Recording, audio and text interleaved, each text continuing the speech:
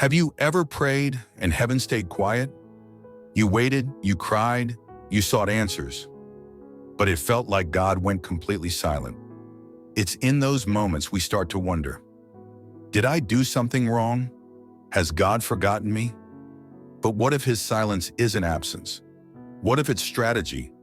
In this message on the Arena of Liberty, we're going to uncover what's really happening when God seems silent, the deep purpose behind his quiet seasons, and how that silence might be the loudest message he's ever spoken to you.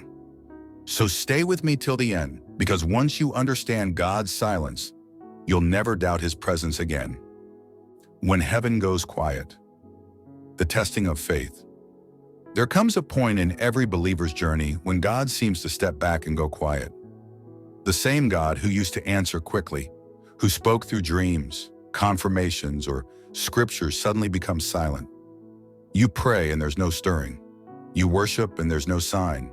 You read the word, yet it feels like the words have lost their voice.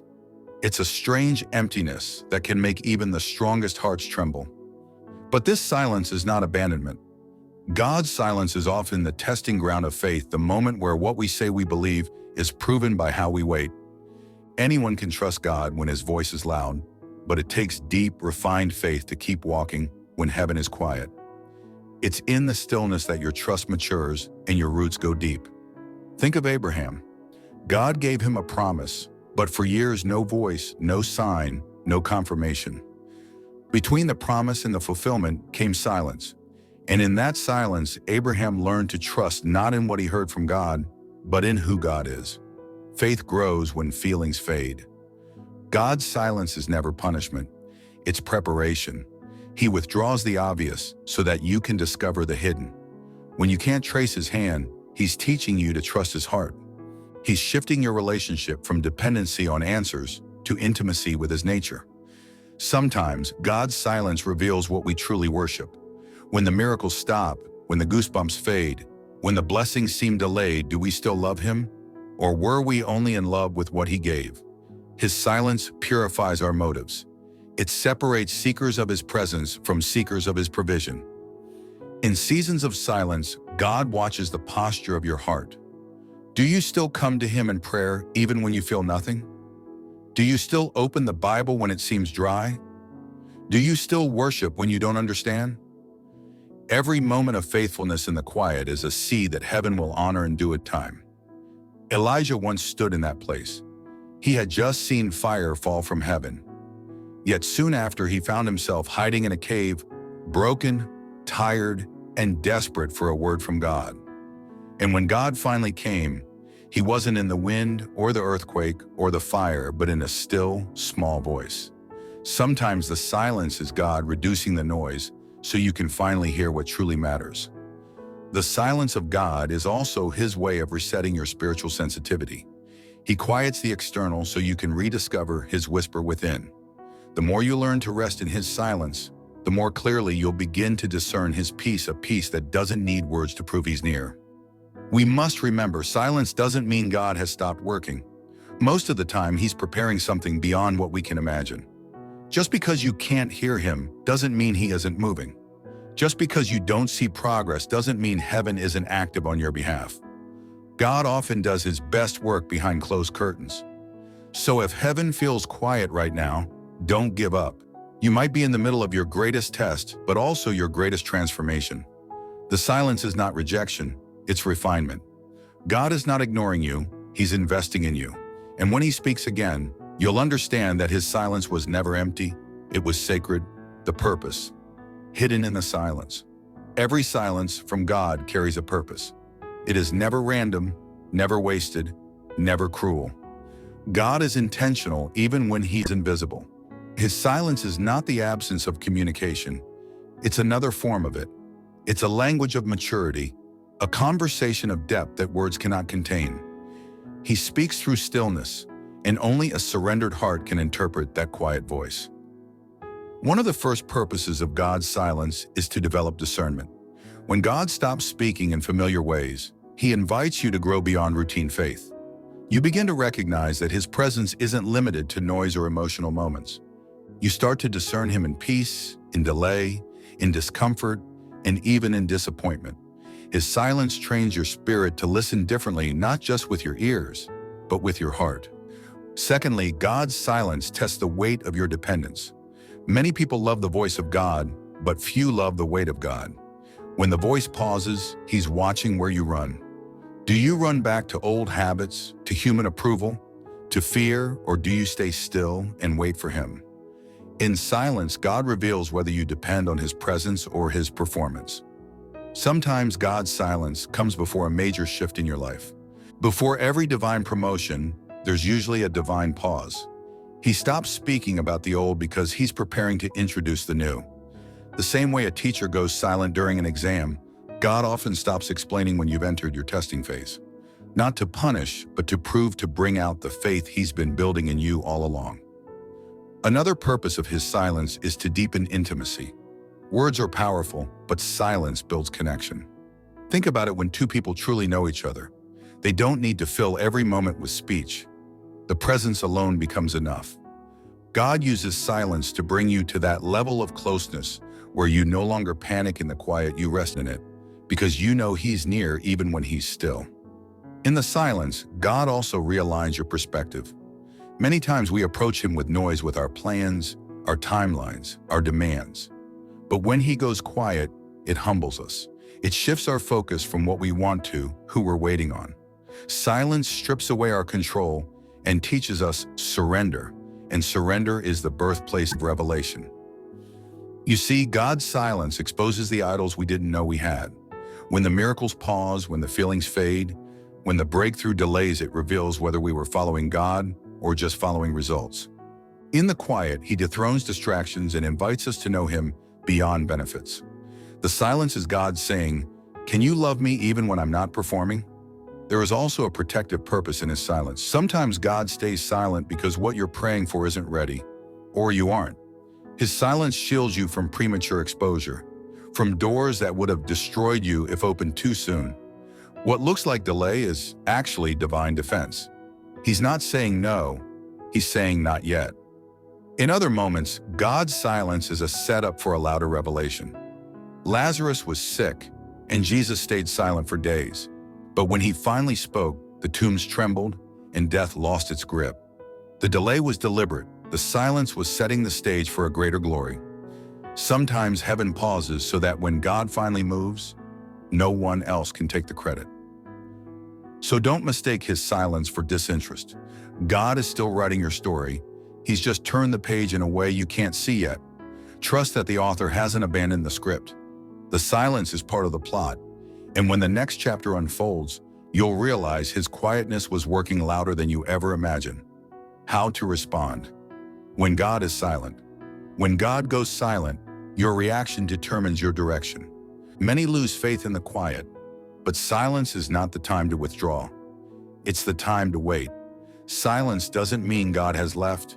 It means He's inviting you into a deeper walk of trust. How you respond during these moments reveals whether your faith is built on emotions or endurance. The first response is to stay in prayer, even when it feels pointless. Prayer in silence isn't about getting answers. It's about staying connected. Think of it like a relationship. Even when the other person isn't speaking, presence still matters. When you keep showing up before God in stillness, you're telling Him, "I'm not here for your voice alone, I'm here for you." That kind of faith moves heaven. Secondly, anchor yourself in the Word. When God's voice seems quiet, His word remains loud. The written word becomes the spoken word when faith receives it. Go back to what He already said because God never contradicts His word. Sometimes the silence simply means He's pointing you back to Scripture to rediscover promises that never expired. The third response is worship, not as a performance, but as a declaration of faith. Worship in silence is warfare. It confuses the enemy and strengthens your soul.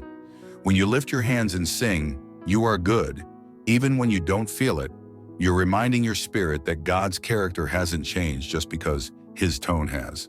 Worship shifts the atmosphere of silence into a sanctuary of peace. Fourth, be still and listen. We often assume silence means God isn't speaking, but sometimes He's waiting for us to quiet down enough to hear. He's not shouting over your anxiety, He's whispering beneath it. Create moments of stillness, turn off the noise, put the phone away, sit in His presence, and let your spirit become sensitive again. Silence is not empty when your heart is attentive. Next, trust the process even when you don't understand the purpose. Faith isn't understanding everything. It's resting in the one who does.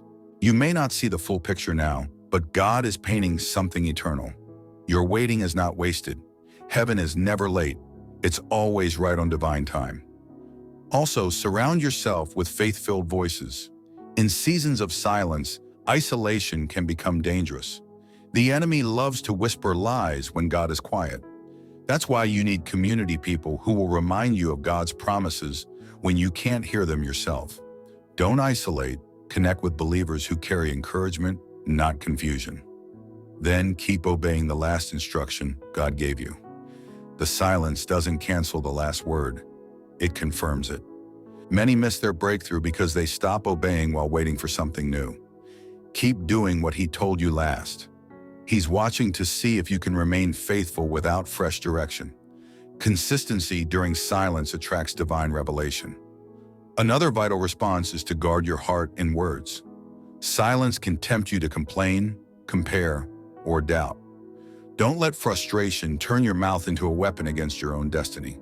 Speak faith even when you feel forgotten. Say what you believe, not what you feel. Your confession during silence becomes the foundation for your breakthrough. Remember that silence doesn't last forever. Every divine pause has an appointed end. One day, the same God who was silent will speak again, and when He does, His word will heal, restore, and fulfill. Stay faithful in the quiet, because your next encounter is being prepared in the silence. When the wait is over, you'll realize that God never stopped speaking. He was just speaking through stillness. What happens after the silence breaks? When God finally breaks His silence, everything changes. The same God who seemed distant suddenly floods your life with clarity, direction, and peace. What once felt like confusion now makes perfect sense. You realize that His silence was not a pause in your story, it was preparation for a louder revelation. When heaven speaks again, it often answers every question the silence once raised.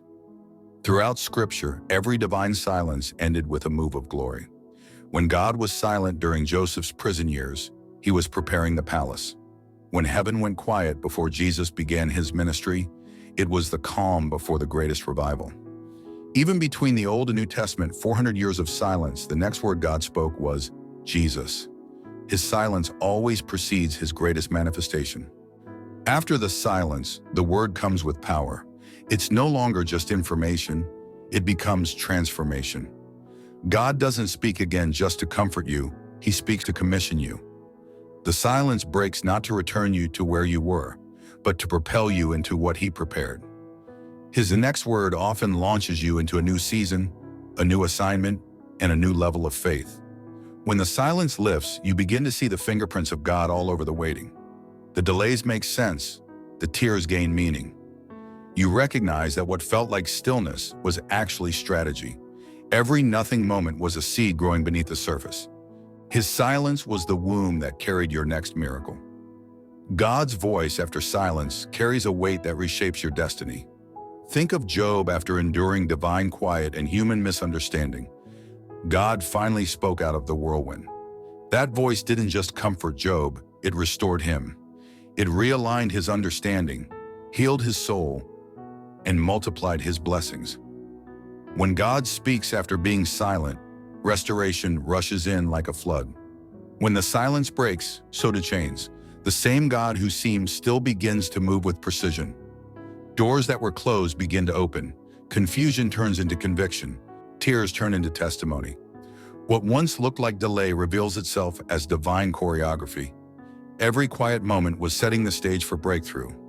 After the silence, there's a fresh sensitivity to God's presence. You begin to cherish His whispers because you've learned their worth. The silence taught you to listen differently, to value His nearness, to obey quickly. You no longer chase noise, you pursue depth. The intimacy born in silence becomes the foundation for the next dimension of your walk with Him. The silence also births authority. People who have walked through divine quiet carry a depth others can't imitate. They've been through the dark and found God faithful. When they speak, it's not theory, it's testimony. That's why your silent season was necessary. It equipped you to speak with weight and minister from revelation, not reaction.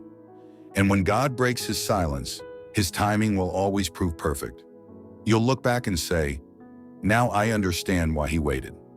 Every tear, every prayer, every lonely night will testify that God was never late. He was aligning events, protecting your steps, and setting you up for something far greater than you prayed for. So when the silence finally breaks, don't just rejoice, remember. Remember the lessons learned in the quiet. Remember how you grew when you couldn't hear him. And let that remembrance become your worship. Because the next time heaven goes silent, you'll no longer fear it. You'll recognize it as the sacred sound of God preparing another miracle in your life. The silence was never empty. If you've been walking through a season where heaven feels quiet, hear this: God hasn't forgotten you. He hasn't turned his face away, and he hasn't withdrawn his love. The silence was never a sign of his absence. It was evidence of his trust in you. He trusted you enough to be silent. He believed your faith could survive without constant confirmation. What you called delay, God calls development. What you saw as distance, heaven saw as discipleship. The silence shaped you, stretched you, and strengthened your spirit in ways words never could. You prayed for an answer, but God gave you endurance. You wanted a sound, but he gave you strength. Now you stand stronger. You listen differently. You walk deeper. You've learned that even when he's silent, he's still sovereign. Even when you can't hear his voice, his hand is still writing your story. His silence was not a shutdown. It was a setup for revelation. So don't despise the quiet seasons. Don't rush the process. Instead, thank God for the silence because it proves you're still in his plan. When heaven goes quiet, it's because God is working on something he doesn't need to explain yet. And when he's done, his glory will speak louder than any word could. Maybe right now you feel like you're standing in that in-between place between what God said and what you see. If that's you, lift your heart and say, Lord, I will trust you even in the silence, because the same God who was silent is the same God who will soon speak, and when he does, your story will change forever. This message isn't just a word, it's a reminder that silence is sacred. It's where faith matures and destiny unfolds. So hold on, stay steady, keep praying, keep worshiping, and keep believing.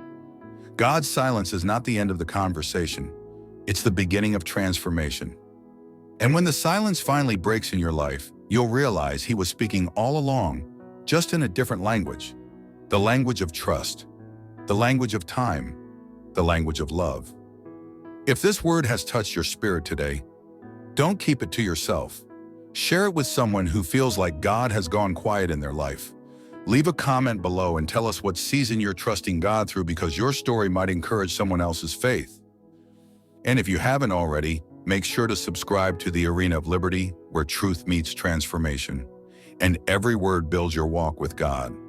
Together, let's keep pursuing his presence, even when it's silent, because his silence still speaks.